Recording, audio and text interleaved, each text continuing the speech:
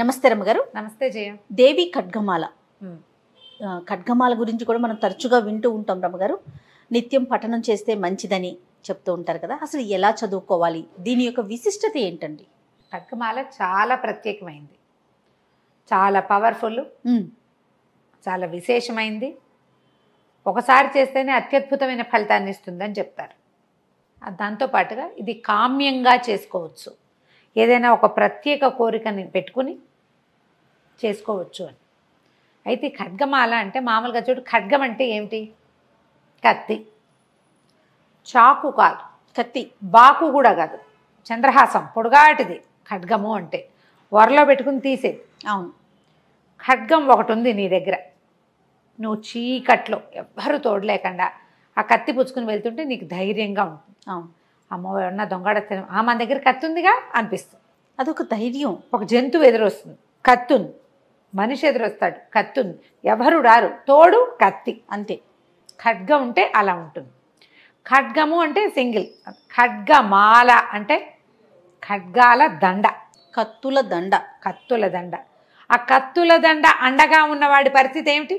బ్రహ్మాండం కదా, సైన్యం ఉన్నట్టు. కత్తుల దండ ఉందంటే వాడి దగ్గర సైన్యం ఉంది. అట్లా పనిచేస్తుంది ఈ స్తోత్రం. మనం లలిత సహస్రనామాలు చదువుకుంటాం, అలాగే త్రిశతి చదివే కుటుంబాలు కూడా కొన్ని కొంతమంది అలవాటుగా చదువుతారు. నాకు అలవాటు ఉంది, చెప్పే కదా. అవును. ఈ ఖడ్గమాలని ప్రత్యేక పరిస్థితుల్లోనే వాడమన్నట్టుగా చెప్తారు. కత్తి రోజు పదును పెట్టి రోజు ఏదో చెయ్యవు నువ్వు. అవును. ఎవరు చేస్తారు కత్తితోటి నిరంతరము పని? ఎవరైనా క్షత్రియుడు, రోజువారీ రాజోచిత విద్యలు నేర్చుకునేవాడు, ప్రాక్టీస్ ఉండాలి. కాబట్టి మనలాంటి సామాన్యులు ఏం చేయాలి? దాన్ని పైన పెట్టి చూసుకుంటూ ఉండాలి, అవసరమైనప్పుడు తీయాలి, అంతే. ఇది ఒక కామన్ రూల్గా పెట్టుకోండి. నిత్యము అనుసంధానం చేసుకుని రోజుకొక్కసారి చదువుకోవచ్చు. అలవాటుగా అమ్మవారి స్తోత్రాలు చదువుకునే వాళ్ళు ఖడ్గమాల కూడా చదువుకోవచ్చు. ఓకే. విశిష్టత ఏంటి చెప్తారు. ఇంతకీ ఈ ఖడ్గమాలలో ఏముందంటే, ఖడ్గమాలని సాక్షాత్తు శ్రీ విద్యగా చెప్తారు. అదే శ్రీచక్రం. శ్రీ విద్య అంటే అమ్మవారిని ఆరాధించే విద్య. సమయాచారం అంటే పూర్తిగా అమ్మని సాత్విక ధోరణిలో ఆరాధించే విధానంలో ఈ శ్రీచక్రాన్ని ఆరాధన చేస్తాం. ఈ శ్రీచక్రాలు రెండు రకాలుగా కనపడతాయి మనకి. ఒకటేమో ఇట్లా మేరు ప్రస్తారం, పైకి ఉన్నట్టు. అవునవును. ఆవరణలు ఉండి ఇట్లా పైకి కొసతేలు ఉండేది. ఇంకొకటి భూప్రస్తారం, ఇట్లా పిండితో కానీ కుంకుమతో కానీ రాగి రేకు మీద, బంగారు రేకు మీద లిఖించబడి ఉండేది. ఆవరణలన్నీ త్రికోణాలు, చతుష్కోణాలు, అన్ని కోణాలు, తర్వాత ఏమో దళాలు, ఇవన్నీ ఇలా నేల మీద లేదా ఏదైనా ఒక దీని మీద వేయబడి ఉండేది భూప్రస్తారం. ఈ రెండిట్లలో ఈ శ్రీచక్ర అర్చనే అమ్మని ఆరాధించే అసలైన విధానం అని చెప్తారు. దీనికి బోధ కావాలి, నేర్చుకోవాలి, ఉపదేశం కావాలి, గురు సహాయం కావాలి, చాలా ఉన్నాయి వ్యవహారాలు. అయితే ఇందులో ఈ శ్రీచక్రంలో 9 ఆవరణలు ఉంటాయని చెప్తారు. ఆవరణలు ఉన్నాయి అందులో. దేవి నవావరణ పూజ అని ఒక విశేషమైన విధానంలో అమ్మవారిని అర్చిస్తారు. ఈ ఒక్కొక్క ఆవరణ ఉంది కదా, ఈ 9టిని ఒక్కొక్క దానికి ఒక్కొక్క సేపు ఒక్కొక్క అర్చన. ఇది మనం కొన్ని చోట్ల దేవాలయాల్లో కనపడుతుంది. నవావరణ పూజ అని మన బెజవాడ దుర్గగుడిలో కానీ అమ్మవార్ల ఆలయాల్లో నవావరణ పూజా విధికి మనం డబ్బులు కట్టి పూజ చేసుకోవచ్చు. ఓకే. ఇళ్లలో చేయడానికి చాలా పెద్దది. మేము ఇదివరకటి కాలంలో ఎప్పుడో 15-18 సంవత్సరాల క్రితం, 15-16 ఏళ్ల క్రితం పుష్పగిరి పీఠంలో మా మరిది గారు ఉన్నప్పుడు మేము అక్కడికి బాగా వెళ్ళేవాళ్ళం. పౌర్ణములప్పుడు చేసేవారు. ఎంత బాగుంటుందో నవావరణ పూజ, మహాద్భుతంగా ఉంటుంది. కుంకుమార్చన చేస్తారు. అయితే ఈ అర్చన మహా బాగుంటుంది. 9 ఆవరణలకి పూజ. ప్రతి ఆవరణ అవ్వగానే నైవేద్యము, హారతి, తర్వాత మళ్ళీ రెండో ఆవరణలోకి వెళ్తాము. చాలా విశేషంగా అద్భుతంగా కనిపిస్తుంది. ఏదైనా అవకాశం లభిస్తే తప్పకుండా తీసుకోండి. ఈ 9 ఆవరణల్లోనూ ఉన్న పూజలో ఆవరణల్లోనూ ప్రత్యేక శక్తులు కొలువై ఉంటాయి. ప్రతి ఆవరణలోనూ అమ్మవారి యొక్క సైనిక శక్తి అనుకో, ఆవిడతో పాటు ఉండేవి. ఓకే. ఈ శక్తులన్నీ ఇట్లా చుట్టూతా ఉంటాయి. ఇవి మనకి ఖడ్గమాల ఏంటంటే ఆ శక్తులన్నిటినీ మనం ఒకే చోట వారి పేరు తలిచి పిలుచుకునేందుకు అవకాశం ఉంది. నవావరణ చేస్తే ఎలాంటి ఫలితం లభిస్తుందో ఖడ్గమాల చదివితే అలాంటి ఫలితం లభిస్తుంది. అద్భుతం కదా. అయితే ఇప్పుడు దాంట్లో మన మామూలుగా మనం ఒక స్తోత్రం ఏదైనా చదువుకున్నాం అనుకో, విష్ణు సహస్రనామం చదువుతామా, అందులో ఫలశ్రుతి ఉంటుంది, ఉత్తర పీఠిక. ఈ స్తోత్రం చదివిన వాళ్ళకి పిల్లలకి రోగాలతో ముచ్చితే రోగాత్ బద్ధో ముచేత బంధనాత్ అని చెప్తారు. ప్రతివాడికంటే రోగంతో ఉన్నవాడికి రోగం పోతుంది, బంధనాల నుంచి విడిపడతాడు, డబ్బులు కావాల్సిన వాడికి డబ్బులు, సంతానార్థికి సంతానము, ఆరోగ్యం కావాల్సిన వాడికి రోగికి ఆరోగ్యము అన్నీ లభిస్తాయని ఫలశ్రుతి మనకి కనపడుతుంది. అది చదువుతూ ఉంటాం, మనం అందరం చదువుతాం కదా. అవునండి. మనం లలిత సహస్రంలో పెద్దగా ఫలశ్రుతులు ఎవరు చదవరు, మొత్తం అమ్మవారి నామాలే చదువుతారు. అవే 180 పైన ఉన్నాయి శ్లోకాలు. ఈ మన ఖడ్గమాలలో ఒక ప్రత్యేకమైన ఫలశ్రుతి కనిపిస్తుంది. దీన్ని గనక, ఈ ఖడ్గమాలని గనక చదివిన వాళ్ళకి అష్టాదశ మహాద్వీప సామ్రాజ్యానికి భోక్త అవుతాడు వాడు. 18 ద్వీపాలతో కలిసి ఉన్నటువంటి మహాసామ్రాజ్య భోక్తగా అవుతాడు. అక్కడి నుంచి వీడికి ఎన్ని రకాల సమస్యలు తీరిపోతాయో, అంటే ఏ ఏ సమస్యల్లో ఉన్నవాళ్ళు ఇది చదవాలో ఫలశ్రుతిలో వివరంగా చెప్పబడింది. ఎన్ని రకాల విశేషాలు చెప్తారు. ఫలశ్రుతే అట్లా స్టార్ట్ అవుతుంది. ఏషా విద్య మహాసిద్ధిదాయిని స్మృతి మాత్రత. స్మృతి ఒకసారి తలుచుకుంటేనే మనకు వచ్చేస్తుంది. అగ్నివాతము, మహాక్షోభము, అన్ని రకాల సమస్యల్లో లుంఠనము, అంటే మనం ఎవరైనా మనని విద్య చేశారు, మనం మొత్తం నష్టపోయాం. తస్కర భయం, దొంగల భయం, వాటన్నిటి అపస్మారము, జ్వరము, వ్యాధి, వీటన్నిట్లలో అక్కడి నుంచి మిత్రభేదము, గ్రహభయము, స్నేహితులతో ఇబ్బందులు వచ్చినప్పుడు, వ్యాపారాల్లో స్నేహితులు డబ్బులు కొట్టేస్తారు, అలాంటప్పుడు గ్రహ భయము, మనకి గ్రహ స్థితులు బాగుండలేదు. వ్యసనేషు ఆభిచారికేషు అంటారు. వ్యసనాలు, ఏదైనా వ్యసనాల వల్ల ఇంట్లో వాళ్ళ వల్ల ఇబ్బంది వస్తాయి, బ్యాడ్ హ్యాబిట్స్, అవి వదలటం లేదు. వ్యసనాల వల్ల వచ్చినటువంటి రకరకాల సమస్యలు అవన్నీ తీరిపోతాయి.